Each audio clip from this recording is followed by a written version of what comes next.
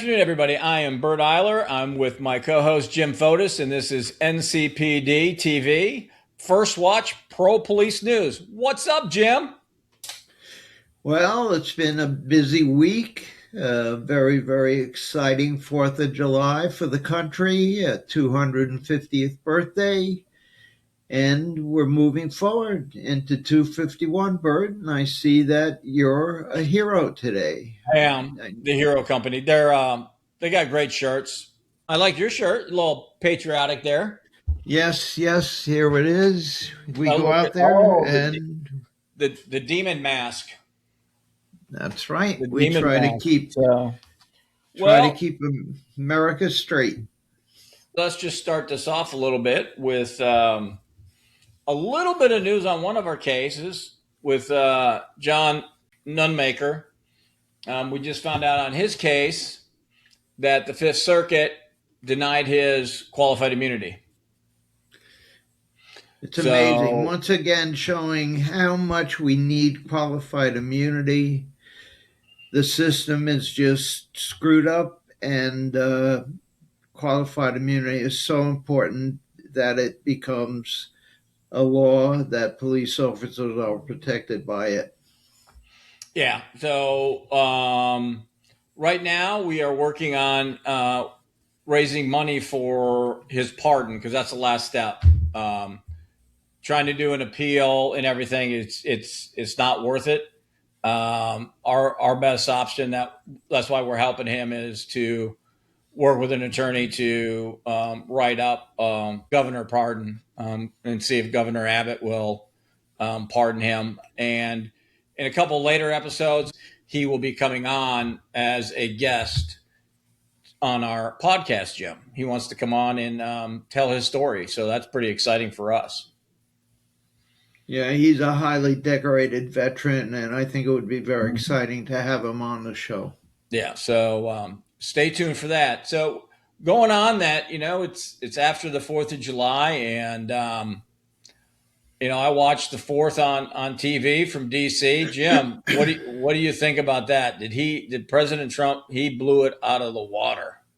He did. His speech was incredible, and I think everything they did on the mall was incredible. The fair representing most of the states, many of the blue states stayed away, but we had representation from most of the red states, and it was very, very patriotic. It showed us just how incredible America is, and each state donated something different, and how many people in America just give and give and give. And, going back to the Declaration of Independence, how so many of the men who had given their lives and their fortune to making America what it is. And the big thing that President Trump stressed is we cannot hand over what we've built in 250 years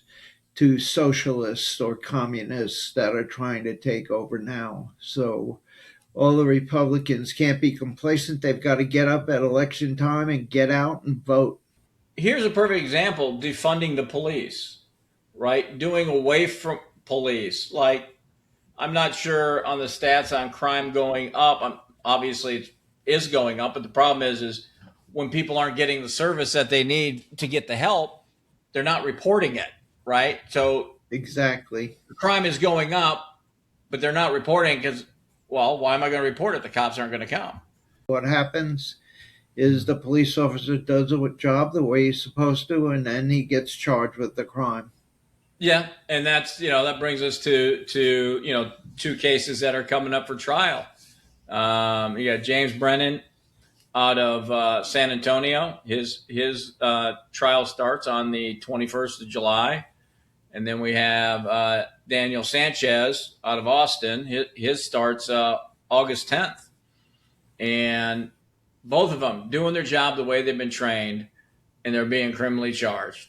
Like we talked about before, we got a few more that we're picking up. We'll probably talk about those in the upcoming weeks. Just want to get everything lined up for that. But It's nonstop. And before we end today, I'd like to bring up one of our country's well known individuals, been in the House of Representatives, been the Speaker of the House, been third of nine to be president, Nancy Pelosi and the Pelosi family. Apparently, Paul, I'm not sure if Nancy was with him. Paul Pelosi was driving in wine country in California, hit somebody in his car, was a Tesla driver, smashed it up pretty good, and drove away. So it was a hit and run, didn't stop, drove all the way back to his $8.7 million house in San Francisco, and the police found him there. He left. No reason, had a speaker address anybody who came asking, and the police have not charged him yet. That's it. I That's mean, a hit and run, plain and simple. they're the same as anybody else. If it was you or me or anyone else who left the scene of a crime, we'd have been He would have charged. been cited, whether Exactly. We'd have lost whether our it rose jobs. to taking him to jail or rose to issuing him a citation for a hit and run. He left the scene of an accident. And nothing. Not arrested, not charged, nothing, and hasn't even spoken to the police as far as I know as Is of today. there? Are they still investigating it? Is there still a possibility? Investigated. Mm, yeah, I'm curious on why he left. You know, in our line of work, everybody gives you a reason. Some better, some that are really good. I had to get home. Why? My kids were asleep. Well, now we're looking at what? Maybe child neglect. You shouldn't have left your kids. you know, or the one that some people always. Well, I had to go to the bathroom really bad. Hello, everybody. I'm Bert Eiler. I'm with Jim Fotis and Henry Hollywood Morris. This is the segment of Two Cops and a Brother. And we are going to have a good conversation. Henry, we know you just got back from Dallas, Texas. It's the 10th, Yes, 10th anniversary of that mass shooting. You want to tell us a little bit about it? absolutely, guys. At what happened 10 years ago today, July 7th, 2016, was the worst mass casualty event against police officers since 9/11. Let that sink in. And so you literally had a deranged, evil individual who, seemed to be a nutcase, Michael Johnson, period, when his manifesto and all of his writings and Facebook postings were released in the days after. But he literally went out that night with the intent to specifically target white police officers because he had been radicalized.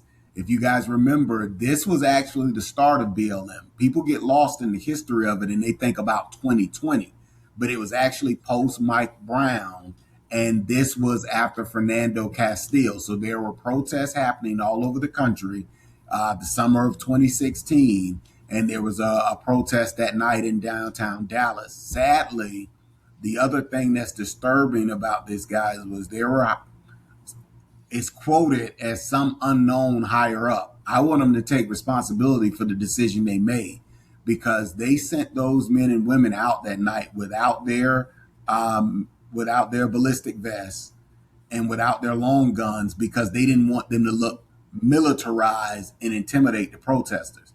And that's the No. type of I'm just gonna say it, guys, because I'm still upset, about this event. But it's the type of ass kissing that gets officers killed when you bow down to these activists.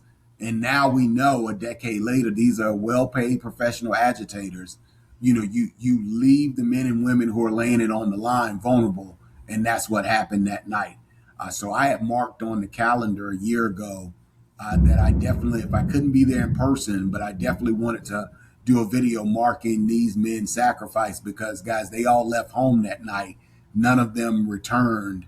And when we let stories like this, because I don't know if you guys remember it, but you notice once, and this is the part that disgusts me about the media, once they realized the shooter was black and he left notes about killing white police officers, you notice how quick that disappeared off of the headlines. Yep. And every year Sure when did. the anniversary is marked, they never talk about that part because it doesn't fit their narrative. To go to that wall, a memorial wall that's been built in their honor, and then their display. Literally, they have a mini museum there in the Dallas Police Department headquarters, and they have been honored by their own the right way. And the chief shared something special with me. He said this morning, he was like, Hollywood, I can tell you, just even from private citizens, and that's something that you don't see every day. So that was the special part about meeting with them in person and talking with them this morning. You have crime everywhere. So I think, what happened in Dallas and the way they're still coming out 10 years later is kind of showing you how things are starting to change, because, there's probably been people that didn't know anything about it and have come out or donated since maybe moving into that area, and then they're supporting their law enforcement. So that's really that's awesome to hear. Yeah, and another point to back you guys both up, for me, like I said, now mind you guys, this is 5 years for me before starting Support Our Shields, right? 4 years before the summer of chaos post George Floyd. But what I never forgot about this incident, and I was able to share it with one of the leaders this morning, was I literally saw guys. So you take this time a decade ago, predominantly, 90% of what I'm doing is churches and nonprofits, right? And so to see pastors, these are people, that I had done travel revivals with, all of this, literally go on Facebook. I'll never forget it, guys. And the minute it came out, which was hours after, he was eliminated, that the shooter and the architect of this was black, they literally claimed setup and conspiracy on the spot. These were the same men that were for 3 to 4 days before that, because you had the incident with Castile in Minnesota and the incident in Louisiana. So they stoked the flames, they raised money, they started chaos. And then that was the part that it planted the seed in me, guys, to start. Because imagine this, if you don't commit crimes and you don't associate with criminals, you're not going to have a lot of interactions with police. No, that's right. Shocking, right? So I was just oblivious to what you guys went through, because, post one of the first things I wanted to do, guys, becoming an adult, was get the hell out of the neighborhood I was born and raised. That was goal number one. So with that being said, I know I hope everybody who watches loves this segment where Henry brings us some video for us to watch. And I believe this is, I heard a little bit about it, out of South Carolina, correct? Yeah, Charleston, South Carolina. During the 4th of July. All right. So what happened? Let me give you guys the backdrop. There was a permitted block party for 4th of July. And at some point in the day, or in the evening, as you see here, some of these teen takeover types started throwing firecrackers at passing cars and shooting guns. So several people in the community called the police. They came to shut it down and start telling everyone they had to go. And this is when off camera different fights started. And of course, you guys know, then you try to intervene. And in this situation, then the cops became the target. And that's where the cell phone video picks up. Wow. Right here. Okay. A violent brawl breaking out in South Carolina. A North Charleston police officer tackled to the ground and pummeled repeatedly during a 4th of July gathering of teens and young adults that descended into chaos. The video does not show how the fight started. This officer seen here firing his taser. Police say the 400-person crowd grew out of control. 4 minors and 2 adults were arrested. Authorities releasing these photos of guns and a makeshift spear recovered from the scene. Wow.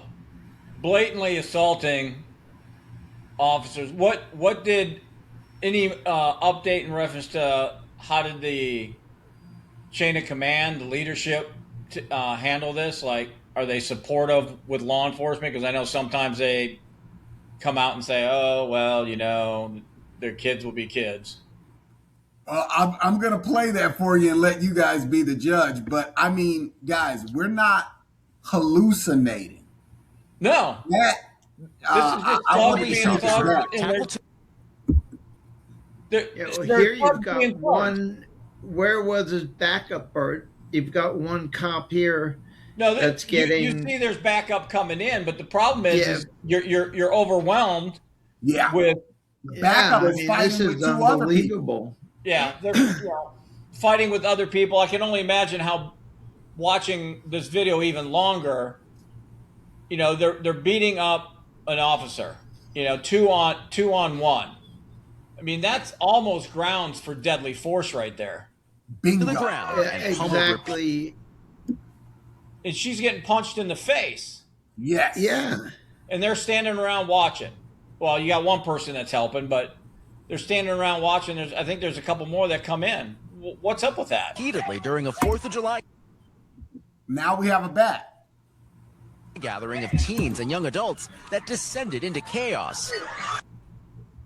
See, now, so he was trying to subdue other people, and now he sees what's happening to his partner. So now he's jumped in. The video does not show how the fight started. This officer seen here fire. So you saw the taser. Yeah, well, I get the taser. At this point, I would not have had my taser out. My ass would have come out, and I would have started swinging. I don't know. I mean, I'm going with it. What is he firing the taser at? He's firing at the one in the guy hoodie running off. But as you can tell, it didn't work because he had that heavy jacket on, so he kept running. Exactly. And I'm not going to Monday night quarterback this one, but you're at a point where you're being assaulted. Right. It's time to bring out the heavy guns, whether you draw down or at least take out your ass and start doing, start hitting people to get them back. Yes. You see here, there's another cop that is tackled, see behind him. So more as, this is literally, you guys have lived this. This is kind of worst case scenario. This is not a melee type situation that you want to be in, outnumbered at least 20-1. Yeah. Bring his taser. Police say the 400-person crowd grew out of control. Now some state troopers and 2 adults were arrested. Authorities releasing. Law enforcement has arrived on the scene. I want you guys to look at the chief's reaction. Stuff like this is getting dangerous. I am looking for any way possible to try to solve this issue of unruly juveniles. It's very complex and probably the most difficult thing that I've had to deal with in my says he plans to meet with law enforcement and community leaders tomorrow to discuss yesterday's incident and ways to prevent future situations like this while keeping the community safe. Really? What's he going to pass out freaking lollipops? I mean, he should have came right out and said, they're criminals. They're getting locked up. We're not going to put up with their crap. Yes, they're juveniles, but they shouldn't have done that. They assaulted my officers. I'm backing my officers up, and we're going to prosecute them to the greatest extent of the law. No, he's not backing his officers up. And if the officers wound up actually hurting somebody or someone walked away with injuries, they would get charged. This guy is a wimp, and he's trying to find the easy way out, as all top-ranking officers do today. They try not to back up their officers in the street. They try to get out as a peacemaker, and they don't want to take the position that they need to take. They're not peacemakers. They are administrators, and they should be taking the side of the law enforcement officers. And these are crimes that are being committed, and that officer could have been killed, and they could have been blinded, and people in the street could have been hurt also. Or killed. They're they were shooting. They recovered weapons, and he is trying to defuse that situation. He should be screaming right now, and go and screaming at, where are the parents? Where did these juveniles get the weapons? He should be screaming that in the media. Bert, time out. Somebody had a makeshift spear. What the hell is this? Well, yeah, I got that too. I'm still at the guns. Yeah. Okay. What are we reenacting, bro? Now, what I want to know is who's funding these teenagers. Like Bert said, this wasn't a toy gun. This was a decent-looking firearm that was there. It could have been a Glock. It could have been a Glock. Who knows what it was. Yeah. So, there's some backing. Why aren't we finding out what's going on? Why aren't we looking into it? There's more than just what's going on in the street. Oh, I know, Professor Jim. I know. Because they're afraid of being called racist. And that's the problem. This is not as well organized as the Antifa, the BLM paid protesters. What you guys are seeing is what I told them yesterday. This is 4 generations of bastards having bastards, is what this is. This is what happens when you have generations of no fathers in the home. And they don't want to say it because they don't want to be called a racist, and they know that NAACP a demand for him to have his job. Meanwhile, this is very loosely organized, Jim. What they do, this is being posted on TikTok. They do this on TikTok and Instagram about meeting up for these takeovers. These kids are so poorly behaved that you don't need to tell them to destroy stuff. They do that in their own neighborhoods. Look where they live. They descend on downtowns in these areas, and they act the same way they do in their own neighborhoods. That's why the neighborhoods are hellholes.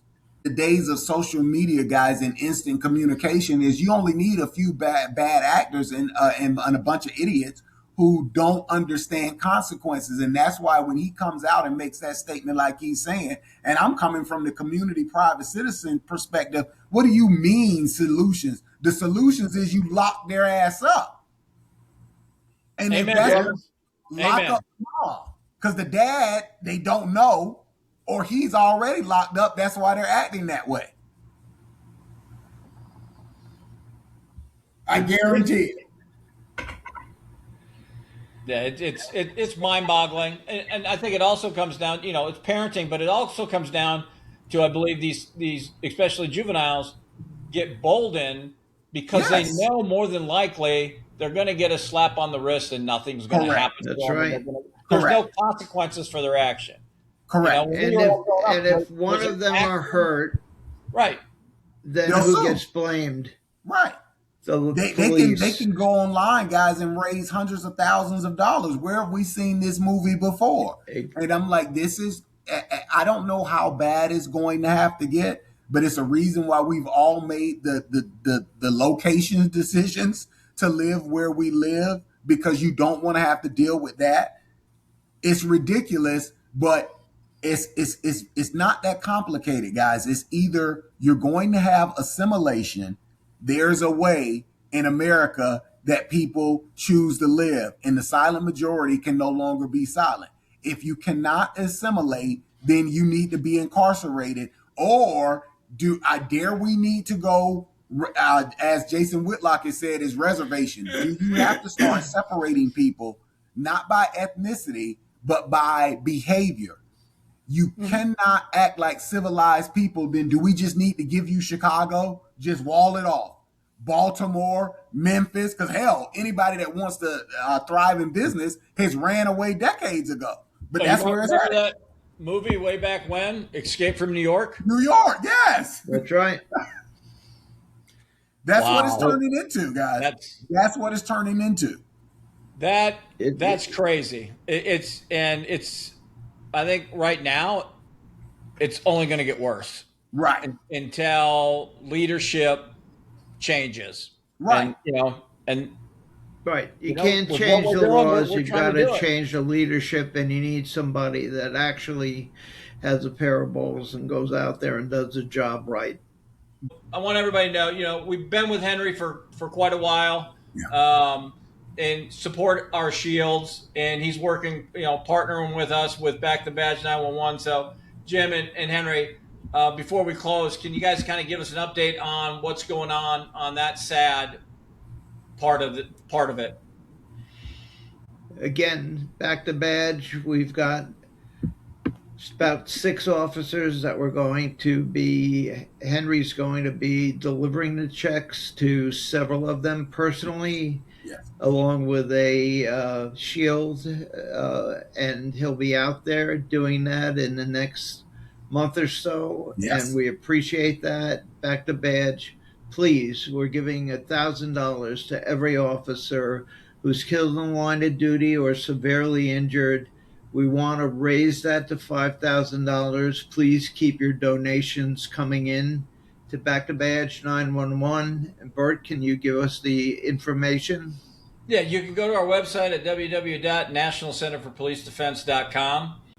Sadly, we did not make it out of the 4th of July weekend without losing another officer, and that was Sergeant Scott Rise of the Richmond Police Department in Ohio.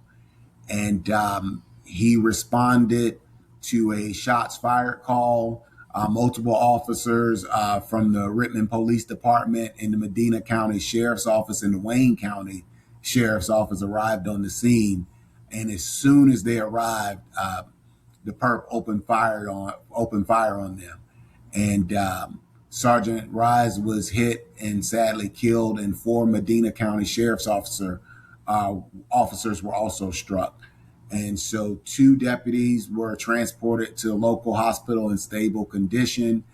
2 others were treated at the scene, and also a Wayne County Sheriff's Office K-9 was also shot during the incident and remains in serious condition. So this was a tragedy all the way around on Sunday, July 5th. And Sergeant Rise was 54 years old. He had served with that department for 10 years, but he had previously served with the Wayne County Sheriff's Office and the Sugar Grove Police Department. So this is rural Ohio, guys. In that area, you guys know they're reeling this week. And he leaves behind, like so many others, a wife and children who are now trying to figure out how they put their lives back together after a senseless tragedy like this. And this is why what we do with Support Our Shields and Back to Badge is so important, because by us partnering together is giving the family the money that they desperately need and can use, and also being there in person to put our arms around them and to let them know that their loved one's life matter. All right. Well, thank you very much, Henry. That brings us to the end. I'm Bert Eiler. I'm with Jim Fotis and Henry Hollywood Morris. This is NCPD-TV, First Watch, Pro Police News. Till next time, God bless. God bless, and God bless America.